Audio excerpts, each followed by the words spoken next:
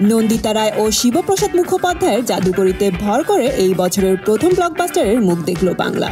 12ই মে মুক্তি পেয়েছে পোস্ত, আর 4 দিনের মাথায় 1 কোটি টাকার ব্যবসাও করে ফেলেছে এই ছবিটি। বসুশ্রী সিনেমা হলে এই মুহূর্তে বাহুবালী 2 এর 3টি শো চলছে, আর পোস্তর মাত্র 1টি। কিন্তু ছোট্ট পোস্তর ভেলকিতে বাহুবালী আপাতত কুপোকার।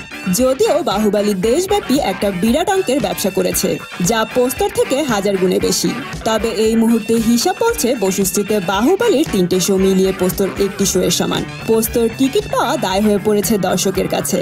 বাংলার এই সিনেমার সাফল্যে বেশ খুশি অভিনেতা আবির চ্যাটার্জি, আর তাই তিনি পরিচালক দ্বয়ের গুণগান গাইতে টুইটারকেই বেছে নিয়েছেন, যার নিজের ছবি বিসর্জন বাহুবালীর সঙ্গে কাঁধে কাঁধ রেখে লড়াই করেছে। তো বন্ধুরা, আপনারা কি পোস্ত মুভিটি দেখেছেন? দেখে থাকলে কমেন্ট করে জানিয়ে দিন আপনাদের কেমন লেগেছে সিনেমাটি।